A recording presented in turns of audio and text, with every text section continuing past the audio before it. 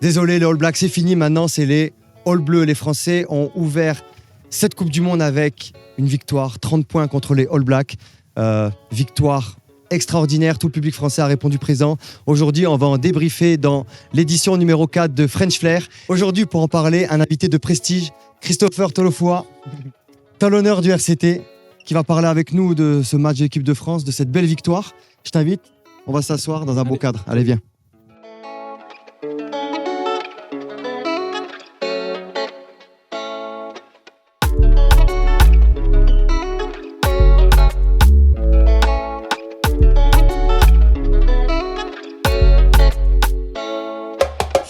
Christopher, ça y est, on a assisté à ce premier match d'ouverture.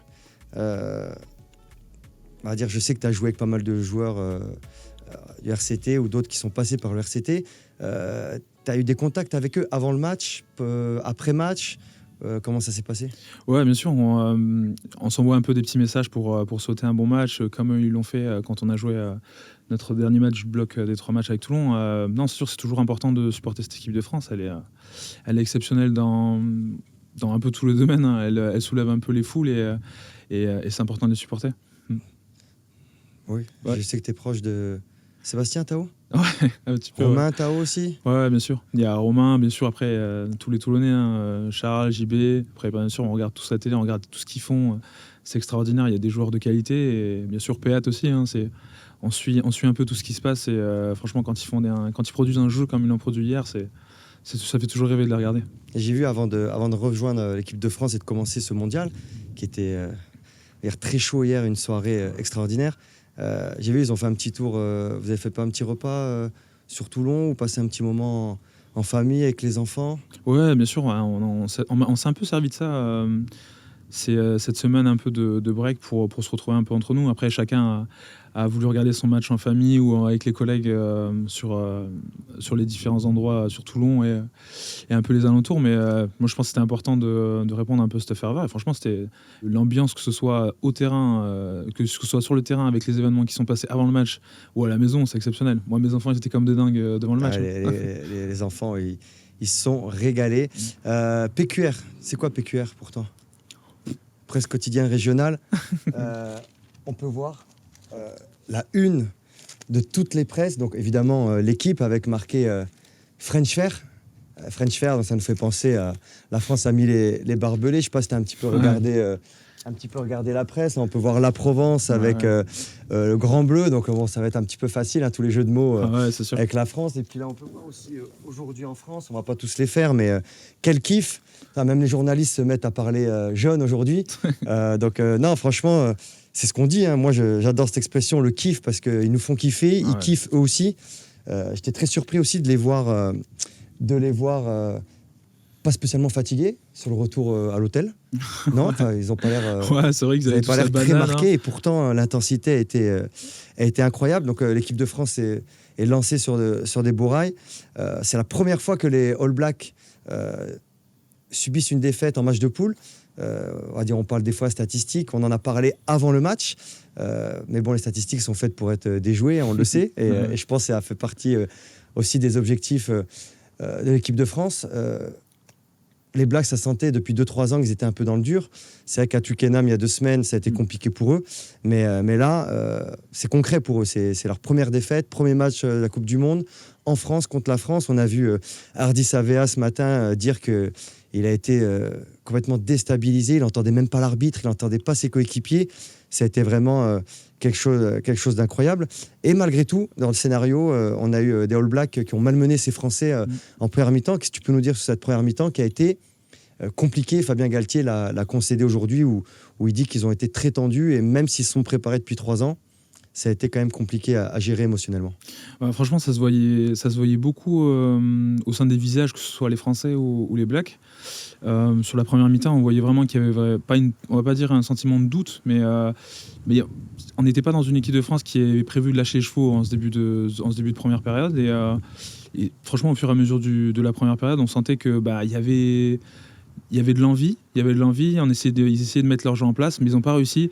Ça a été une succession de plein de turnovers, plein de phases de jeu qui ont été un peu tronquées au bout du premier ou du deuxième temps de jeu. Non, franchement, à l'image de ce premier essai des Blacks, c'était... C'est ça, c'est pied au plancher en fait. Ouais, franchement, on avait l'habitude de voir les Français dans les 20 premières minutes mettre 20 points. Ouais. Contre toutes les équipes, si on se rappelle des Blacks il y a 2 ans, c'est 20 points en 20 minutes. Et après, à chaque fois, il y avait un petit coup de mou. Donc, on ne s'attendait pas à ce scénario-là, puisque Fabien Galtier essayait d'y travailler, de ne pas avoir ce coup de mou à la 20e. Et en fait, ça a été complètement l'inverse. Puis au plancher, la Téléa qui refroidit, qui était exceptionnelle hier. Téléa, je crois, doublé en match d'inauguration de Coupe du Monde, exceptionnel. Doublé à chaque reprise de mi-temps. Mais là, ce premier essai, en plus, on a vu de la maîtrise du côté All Black, des enchaînements de passes, des prises d'intervalle, énormément de plaquages loupés. Des Français, je crois, une trentaine, 32. C'est très rare à ce niveau. Ouais, clairement. On va dire qu'ils ne sont pas habitués à ça, quoi. En plus, c'est ça qui est fou. La copie est catastrophique, entre guillemets, en première mi-temps. Et malgré tout, il y a 9-8. Il y a 9-8 pour la France. La France mène à la mi-temps. Et c'est la première fois que ça leur arrive de mener contre les All Blacks à la mi-temps. Comment t'expliques, bon, j'ai mon avis, mais comment t'expliques que les Français, en jouant très très peu, en ayant très peu d'occasions de marque, je crois en première mi-temps, il y a 0 occasion d'essai, et ils mènent 9-8 à la mi-temps. Non, c'est révélateur un peu de ce premier break des Blacks, c'est qu'en fait, on ne s'attend pas à ce que la défense soit aussi fébrile, parce qu'ils nous ont vraiment habitués à vraiment un rideau de fer, exactement. Ouais, un rideau de fer l'équipe de France avec une troisième ligne, franchement. C'est difficile de faire mieux en équipe de France. Franchement, ils ont vraiment fait tous un double effort sur toute la première mi-temps, à essayer de rattraper les coups et tout.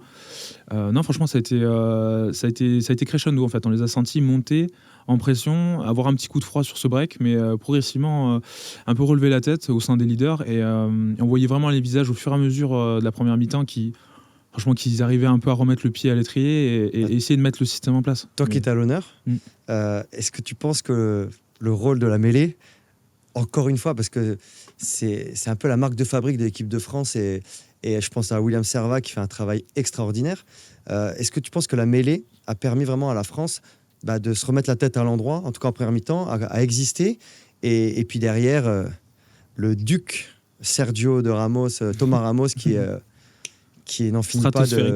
Non, mais tu disais tout à l'heure, il enquille. Allez, il en a loupé. Ok, on lui accorde, mais il en met bord de ligne à droite.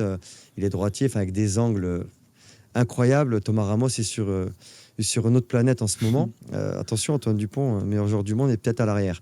Mais est-ce que tu penses que cette mêlée française a vraiment permis aux Français, avec des Willy Antonio, avec Movaca, Péa de Movaca aussi, je pense qu'il est aussi un pote à toi, et Jules Marchand, ils ont fait mal aux Blacks. Ah ouais, franchement, c'est un point d'honneur, je pense, pour nous, la France, parce que ça fait vraiment, depuis la dernière Coupe du Monde, où on a été plutôt fébrile sur ce secteur dans cette compétition. Là, on a vraiment vu crescendo sur les 4 dernières années que les joueurs qui ont pris position en équipe de France, ils ont progressé. Je pense que le staff aussi, notamment William, bien sûr, il a fait un travail en amont avec les joueurs. Il a vraiment travaillé individuellement sur les faiblesses et les forces des uns et des autres. Et je pense vraiment que la mayonnaise, elle a pris au bout de la première année, parce que chacun croit vraiment en ce projet de la mêlée qui est, je pense, le focus d'être la meilleure mêlée du monde, sans mentir. Ouais. Franchement, sans prétention. Non, mais historiquement, la France est connue pour ça. Hein. Franchement, je vais pas le mentir. Quand je vois la violence de l'Impact sur les 3 premières mêlées de France-Nouvelle-Zélande au Stade de France, c'est exceptionnel. Franchement, je veux pas critiquer les Blacks. Non, mais juste, moi j'ai joué 3 quarts. J'ai toujours dit, on fait pas le même sport. On est sur le même terrain. Des fois, on porte le même maillot, mais c'est pas du tout le même sport. C'est pour dire aujourd'hui, les talonneurs, les premières lignes doivent passer des examens. Parce que, comme tu dis, la violence des impacts, c'est en tonnes, je crois, c'est des pressions. Ouais, c'est des pressions, c'est plus en barre, mais c'est des pressions de fou, quoi. On se rend pas compte. Pour revenir sur l'anecdote, fut une époque, et c'est un ancien du rugby qui m'a dit ça, c'était les 3 quarts qui portaient le sac des avants. Ah ouais.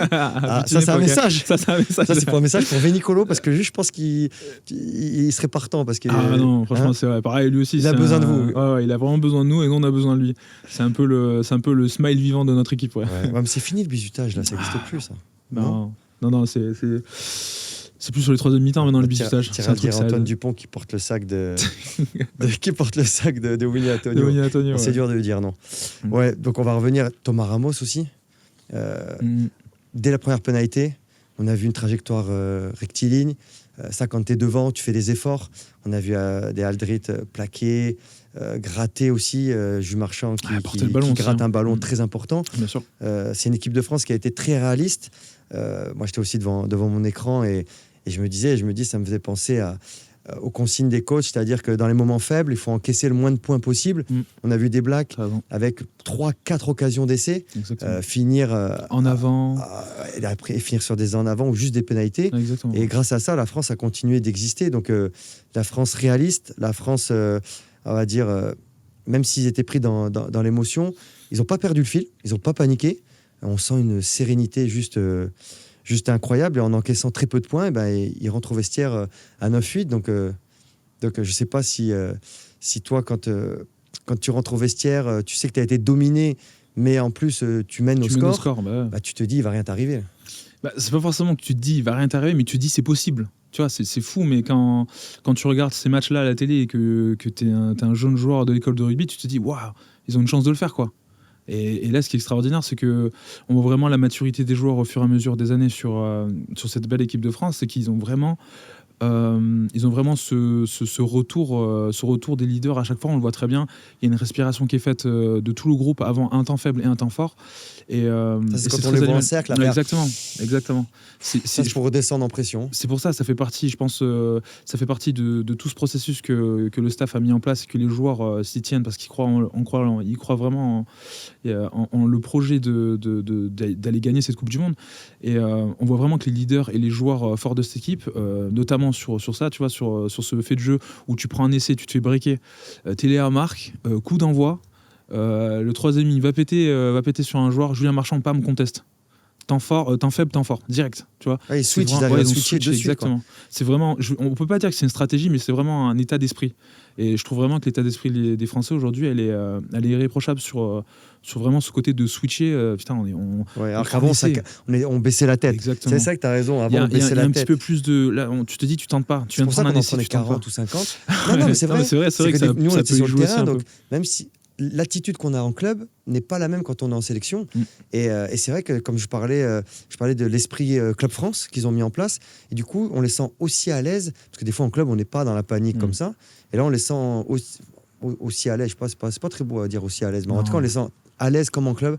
Et c'est vrai que la capacité d'inverser la pression, la tendance, parce qu'au début, on voyait des Blacks tellement sur deux, ils répétaient leur rugby, ballon glissant, donc c'était un petit peu compliqué. Mais dès que Jules Marchand gratte le ballon, tu recolles déjà à 2 points, 5-3. Deuxième pénalité, 6-5, tu mènes, alors que c'est les autres qui attaquent, quoi. Exactement. Qui jouent. Donc, psychologiquement. C'est une sorte de pseudo-sérénité qu'ils arrivent à faire basculer l'état d'esprit de l'équipe, quoi, tout simplement. Et ça fait au moins 3-4 ans qu'ils l'ont mis en place. Et c'est pour ça que tu disais que tu avais la chance de faire un stage aussi avec l'équipe de France. Donc, tu avais pu comprendre aussi les méthodologies de travail, le rôle de chacun. Et tu disais que c'était vraiment... c'est de la musique, quoi. C'est millimétré, quoi. Ouais, tout est millimétré, parce qu'on voit vraiment que même, notamment... Karim Ghezal, il en parle sur le... Qui est coach de la ligne de 3 quarts. Des touches. Pardon, des touches. qui est coach qui s'occupe de tout le secteur de la touche. Il explique très bien. Tout est la volumétrie, tout est mis en place pour que les joueurs... T'as la même sémantique, volumétrie. Non, mais c'est vrai, mais c'est vraiment les termes, parce qu'en fait, quand on arrive dans un groupe comme ça, on est un peu timide, on veut pas trop en faire, parce qu'on veut vraiment respecter le système. Et tout est vraiment mis en place pour que les joueurs performent et soient vraiment en forme le jour du match. Donc tout est vraiment calculé, millimétré, et je pense que le travail du staff a vraiment été respecté à la lettre, parce que même si on a quand même pas mal de cas sur cette préparation de la Coupe du Monde, les joueurs sont prêts, on le voit, on voit des doubles efforts, à chaque poste, on voit des joueurs qui ont envie, qui accélèrent. Je pense notamment à un Peato qui me tape une accélération dans le couloir des 5 ans, mais c'est extraordinaire. On va revenir on va parler de Movaca. On voit des joueurs en forme, quoi. C'est super Movaca. Non C'est incroyable. C'est exactement ça. Mais vous avez un peu les mêmes qualités quand même. Ouais. Non T'aimes bien aussi les petits coups de pied par au-dessus. Ouais, non. T'en as tenté quand même. J'ai tenté, mais ça n'a pas forcément réussi. Mais c'est pas grave. Il faut tenter, et à un moment ça va réussir. C'est ça. Et du coup, les Français, donc on parlait à la mi-temps. Ils sont revenus dans les vestiaires. Je pense qu'ils ont dû redescendre en pression. Ils ont dit, ça y est, c'est lancé, c'est parti. On n'est pas sorti du stand. C'est un peu comme dans une course. Et et on est devant au score. Donc, deuxième mi-temps, on avait un tout autre visage. Clairement. Téléa qui vient refroidir, un petit coup de clim. Si vous cherchez un climatiseur, vous appelez Téléa. Il vient et refroidit tout le monde. Mais c'était cette Téléa qui est un petit peu, on va dire, polémique, puisqu'il y a une grande passe. Si on voit au ralenti, bon, on voit un en avant. Si on est joueur français, si on est supporter français, on voit un en avant. Mais juste avant, c'est quand même les Français qui sont en position de marque. Ouais. Derrière, c'est pénalité. Exactement. C'est pénal touche. Jeu par-dessus. Les All Blacks après écartent et marquent Téléa. Là, on va dire coup de bambou un petit peu sur la tête, c'est un petit peu compliqué. Mais à partir de là, les Français remake, commencent à... C'est ça, un remake de la première mi-temps, quoi. Remake, mais les Français, pareil, Froid. pas de panique, froid. Et derrière, pas de pénalité. Alors que souvent, il y a toujours un soldat qui veut sauver la patrie. Là, on a vu 4 pénalités concédées. On dit que le haut niveau, c'est 9-10 pénalités. Ça, les Blacks, c'est 12 pénalités. Là, les Français, 4. Franchement, c'est du jamais vu. Ouais, clairement. Non, c'est ça, c'est vraiment cette sérénité de chacun respecte le système et on s'expose que très rarement, sauf à coup sûr. Et là, franchement, on va pas se mentir, ils ont réalisé une performance, enfin, en tout cas, je pense notamment à la troisième ligne, XXL. Après, pareil, le 5 de devant, ils ont fait le travail de l'ombre et ils l'ont fait plutôt bien. Je pense notamment à la défense, franchement, héroïque. Chapeau à Wardy sur le match parce qu'il s'est envoyé. On l'a pas vu venir, Wardy. Ouais, franchement. Parce que qui aurait dit que Wardy, parce qu'il avait loupé, une sélection pendant les 6 nations. Sur une blessure, il a appelé, il est blessé, finalement il n'est pas pris. Là aujourd'hui, on a Cyril Bay quand même qui est un peu le numéro 1, mais on se demandait qui derrière, et Wardy, je sais pas, moi en tout cas en étant extérieur, je l'avais pas vu en tant que titulaire sur ce match d'ouverture, et il a tenu la dragée haute, quoi. Donc, Ah ouais, que ce soit, comme je disais, après je mets un peu plus en avant les premières lignes parce que pour moi c'est important. C'est normal. On voit un peu vraiment ce travail de l'ombre du 5 de devant qui ont été extraordinaires, parce que ce soit dans le secteur des molles portés sur la défense ou en attaque, franchement ça a été vraiment une très belle partie parce qu'il y a eu de la maîtrise. Il y a eu de la maîtrise, bon, mis à part cette mêlée un peu pénalisée pour avoir poussé avant l'introduction, mais on voit vraiment l'envie de dominer cette équipe des All Blacks, et je pense que là l'équipe de France elle est dans le vrai sur ça, sur le combat, sur la conquête, et elle est vraiment dans le vrai. Là, les premières lignes et les secondes lignes, ils ont fait un travail d'orfèvre, que ce soit sur les rucks ou dans les rucks sur les extérieurs, où là, c'est en général plus compliqué d'aller défendre et d'aller avoir une bonne plateforme sur les rucks. Franchement, là, ils ont vraiment fait un travail XXL. Et toi qui es talonneur, derrière toi, là, tu as 2 mecs qui poussent. Ouais. Et souvent, moi j'ai des petites oreilles qui traînent. Souvent, les talonneurs, ils aiment bien des deuxièmes lignes. Charnus, ouais. Costauds, des poutres, on appelle ça les poutres, hein, souvent les talonneurs, les deuxièmes lignes, parce qu'il y a besoin d'être derrière cette première ligne là qui prend toute la pression, et il y a eu un choix gagnant, même si Woki sort assez tôt quand même dans le match. On a senti qu'il voulait remettre de la puissance avec Tao, mais ce choix de Woki flamand, toi tu as déjà joué avec eux? Non, jamais. Mais tu as eu des échos un petit peu? Oui, après on a les échos bien sûr, et puis après il suffit juste de voir les équipes de top 14, quand on voit les attelages, Woki qui joue seconde ligne, troisième ligne avec le Racing, et Flamand qui survole le top 14 avec Toulouse. Franchement, c'est 2 belles plateformes. Après c'est vrai qu'on peut être réticent quand on joue première ligne, parce que c'est vrai que du point physique on sait pas forcément ce que ça va donner, mais là voilà, on a eu la réponse. Voilà, exactement. Ils ont mis un coup de clim à tout le monde. Voilà, Flamand est là et Cameron Woki est là. Tu vois. Capitaine Flamand, voilà. Après. Exactement. Et tu parlais tout à l'heure, à juste titre, la troisième ligne. Ouais. Bon, c'est vrai qu'on parlait de Jelon, je sais pas, blessé, mais là, quelle troisième ligne complémentaire, rapide. Complémentaire, et là, on a vu Aldrit, homme du match. Encore une fois, j'ai envie de dire. C'est incroyable entre lui et Dupont. Ils sont tout le temps hommes du match. De toute façon, avec leur club, c'est homme du match. En équipe de France, c'est soit l'un, soit l'autre homme du match. Ramos qui vient s'immiscer au milieu. Aldrit, on l'a peut-être moins vu ballon en main, mais ce travail défensif de grattage, il a été important. Hein. Bah, surtout que là, franchement, s'il me fait des matchs comme ça en enlevant son casque, je préfère le voir avec l'équipe de France sans casque, hein, je vous dis. Hein. C'est vrai qu'on est habitué à le voir avec le casque. Peut-être qu'il voit moins bien après.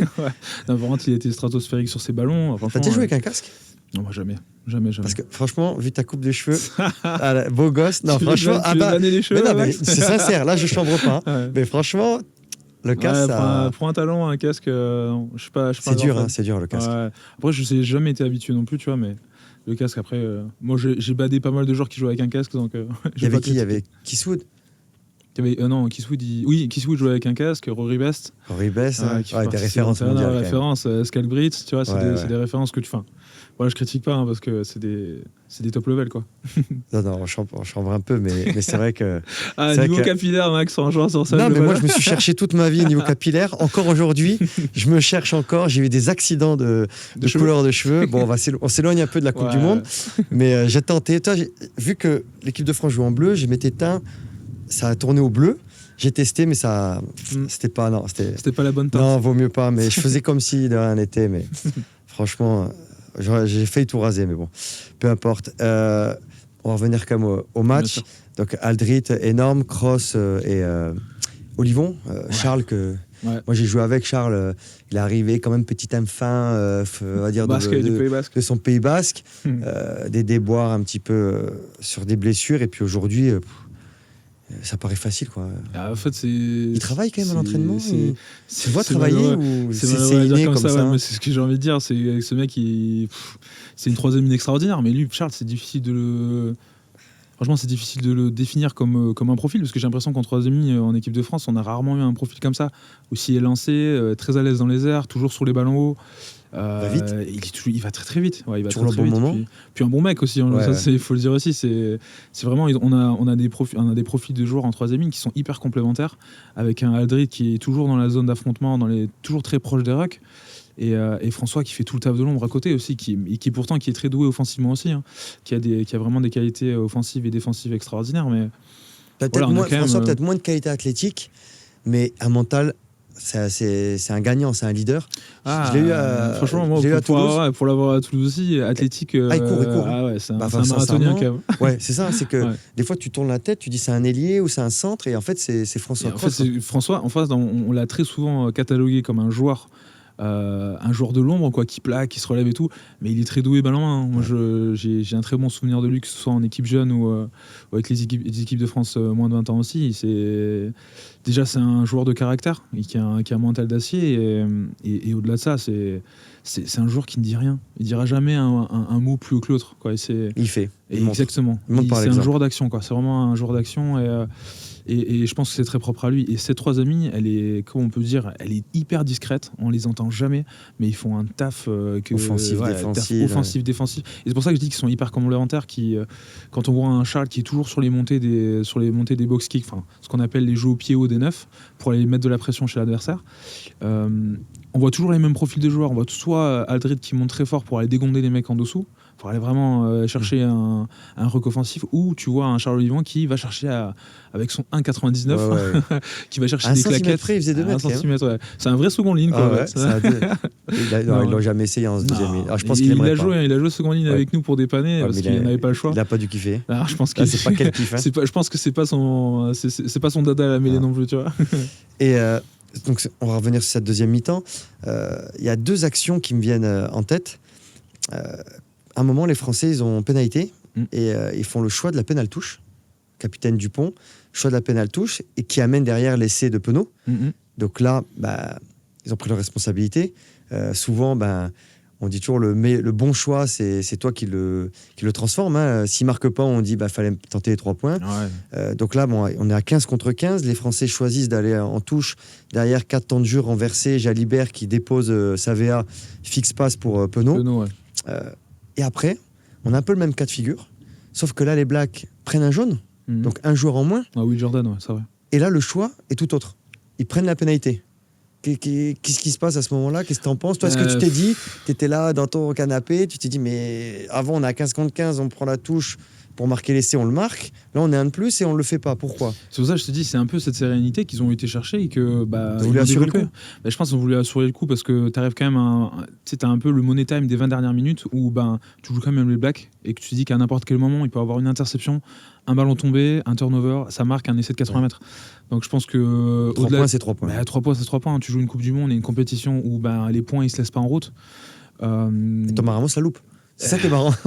C'est improbable quand même. Ouais, c'est vrai que c'est improbable. Quand tu fais entre guillemets le bon choix sur le papier à ce moment-là, ou le plus simple pour assurer le minimum, tu loupes les 3 points. Et quand tu deviens plus ambitieux, avec un gros risque, et ben finalement, tu marques l'essai. Donc, après, on ne va pas leur reprocher d'avoir essayé d'assurer le coup et de prendre 3 points de plus. Mais c'est vrai que ça a été un choix assez compliqué. Mais au final, comme dit Antoine Dupont, en étant très moyen, bah, c'est 30. Ouais, c'est ça. C'est 30, hein. Ça fait penser un peu Mbappé qui était présent, qui était avec toute la compagnie des Bleus dans les vestiaires, quand il dit c'était pas content, c'est triplé. Bah là, c'était pas, si t'es pas content, c'est 30 points. Et en ce moment, les Français, c'est 30 points, c'est la note et c'est du hors taxe. Hein.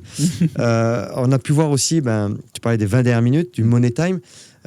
Physiquement, c'était très dur. On a vu les joueurs tremper. Donc, on me demandait, ils ont pris une douche avant. Je dis non, c'est que il faisait 33 degrés, il faisait lourd. Water break aussi. Hein. Water break obligatoire, là, que faut se désaltérer parce que les organismes sont assez mis à mal.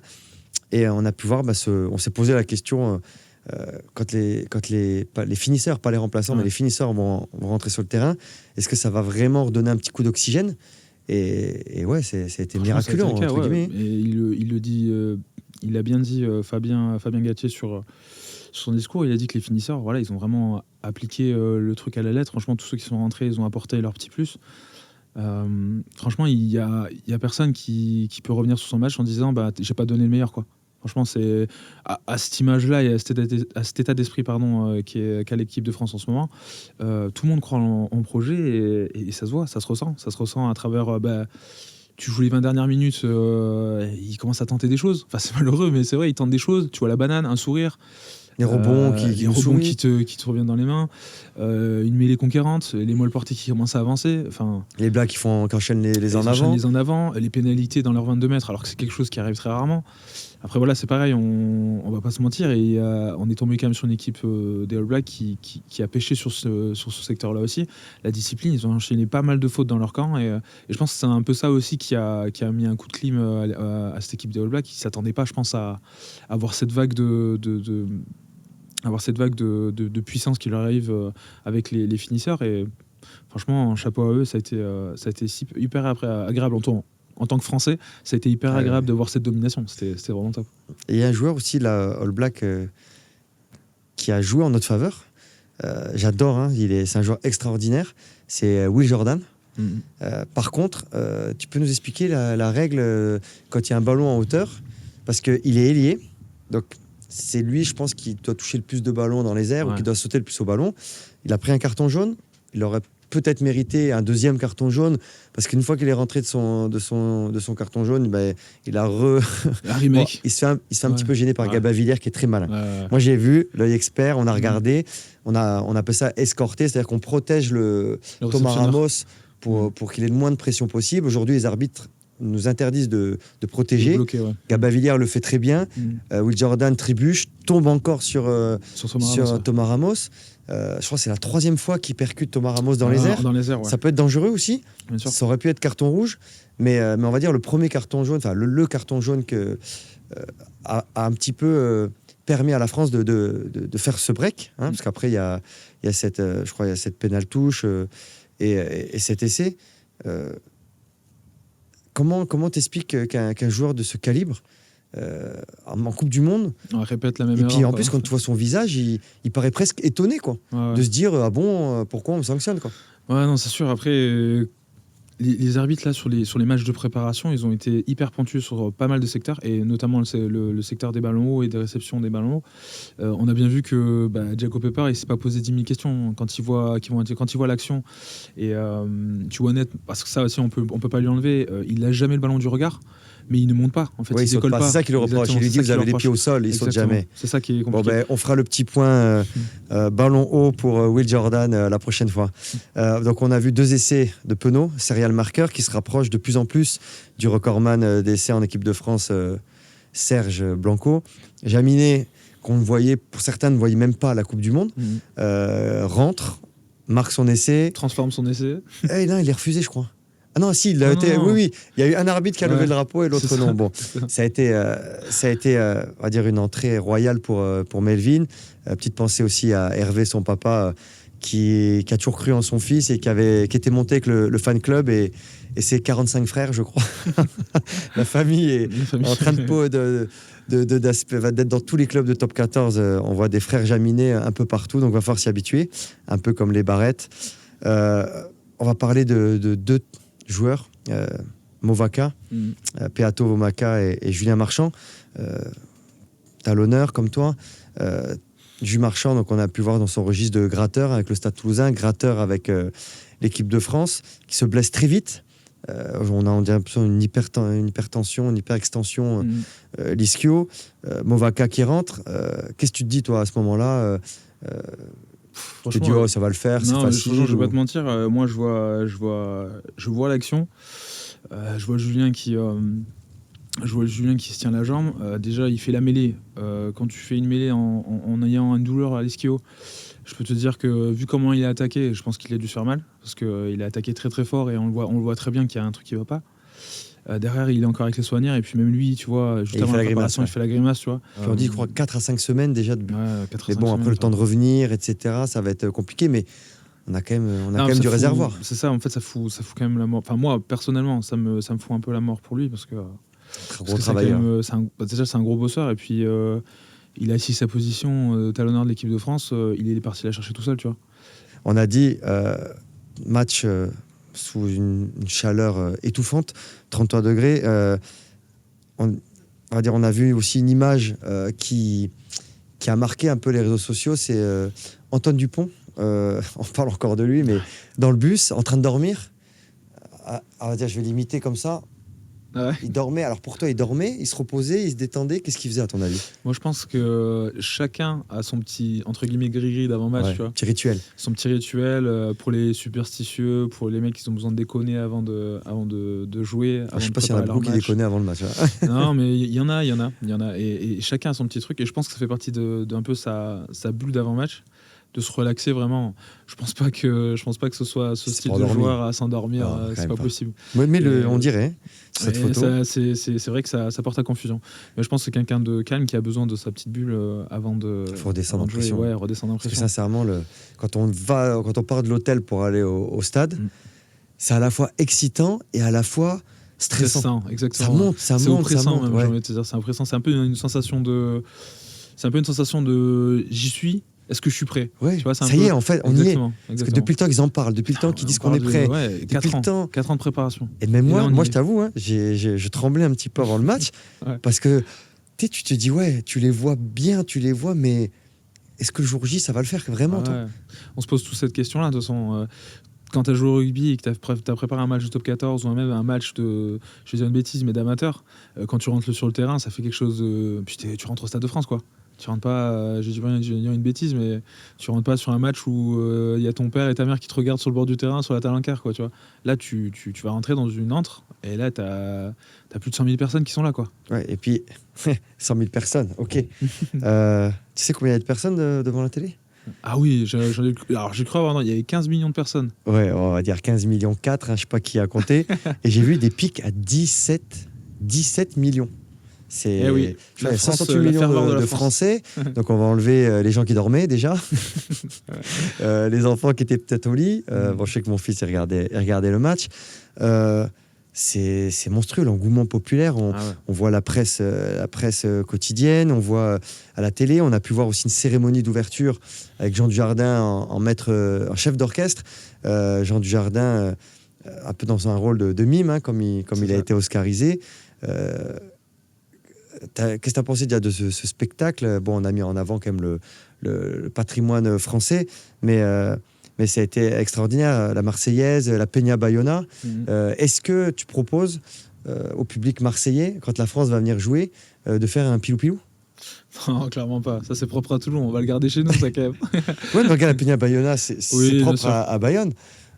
Après, quand tu pratiques ce beau sport qu'est le rugby, si tu connais pas ou que tu n'as jamais entendu une seule fois la Peña Bayona, c'est que vraiment tu n'as pas été dans les bons coins de la France. Ouais, c'est incroyable. Ouais, c'était incroyable, franchement. Là, en tout cas, c'était un moment vraiment grandiose et les scores de télé audiovisuels ont été incroyables et les Français ont répondu présent. On a pu voir aussi des duplex dans les fan zones un peu partout, à la Concorde, des fan zones extraordinaires.